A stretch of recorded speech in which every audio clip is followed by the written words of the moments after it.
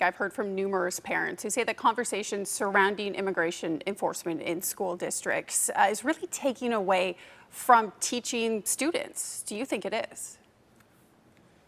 No, look, the reality here is we've got a crisis in this country, and it's illegal immigration that Joe Biden and Kamala Harris brought to our country. Just in Oklahoma schools alone, it has cost taxpayers over $474 million to educate children of illegal immigrants. Again, their own ICE director in the previous administration admitted, yep, we knew it was a big problem. Yep, we knew it was crippling states. Yes, we should have done something. So look, we have to get illegal immigration under control. I applaud President Trump and his efforts to quickly fulfill his campaign promises. We're going to continue to work with the Trump administration to get illegal immigration under control. It has created mass chaos in our schools. We have to get that under control. Taxpayers have demanded it, and we will make sure that we work with the Trump administration to do just that. Now, when you say work with the Trump administration, I know you told me last week that you're not against the potential for ICE raids in Oklahoma schools. And I just want to clarify, have you had any conversations with the Trump administration about either checking immigration status of Oklahoma students and the potential for raids?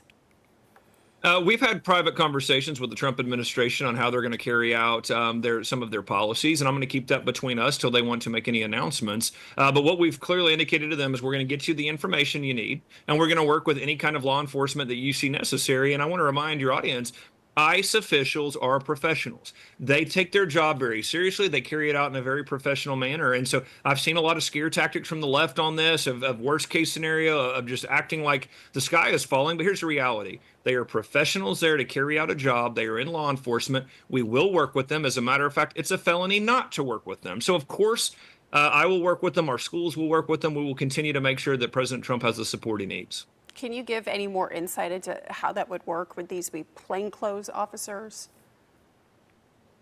No, I can't. That's going to be up to President Trump and his administration. And again, they are professionals. This is what they do. So we're going to make sure that they have what they need. And again, one of our points of emphasis, and of course, President Trump wants information from schools. He doesn't want Trump's schools to be sanctuary schools any longer because they want to keep families intact. The only way that you're going to do that is to get information around the families that are here illegally. So we're happy to provide that to make sure that there's not family separation. Families are kept together. And so we're going to continue to do that. I had a woman approach me at the grocery store yesterday. She told me she voted for President Trump, but she's not okay with ICE officers going into her daughter's school. She said that she did not sign up for that. She feels it's very traumatizing for her daughter. What would you say to that woman and other parents who are concerned that their children might be traumatized?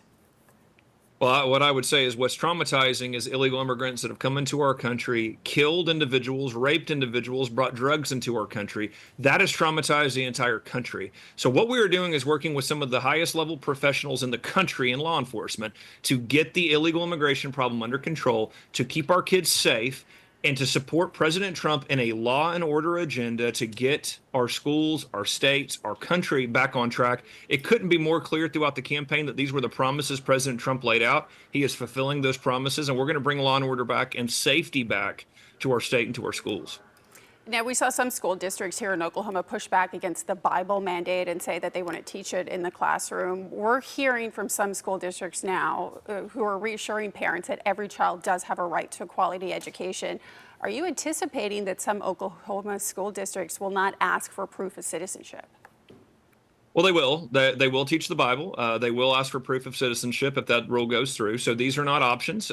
So you hear them out running their mouths to appease the teachers union. But here's the reality. They will follow the law. We will be a law and order state. We have laws that are in place. They will work with law enforcement. It's not up to the superintendent whether they work with law enforcement on an investigation. We worked with law enforcement last year when we had a terrorist inside a public school here in Oklahoma, a student that was going to carry out a mass killing on Election Day. And yes, we worked with law enforcement to take that migrant into custody. Schools do not have an option. They will work with law enforcement, and I will ensure that they do that. So when you say they will work with law enforcement, what are the potential repercussions? that they lose their jobs, that their school's accreditation is damaged. So again, we have the ability to look at they do not get to keep a certificate as an administrator in the state of Oklahoma if they break the law. They do not get to continue to function as a school district if they break the law. So these are things that are impacted based on whether they just choose to follow the law or not. And of course, they could face prosecutions for committing felonies for not working with law enforcement.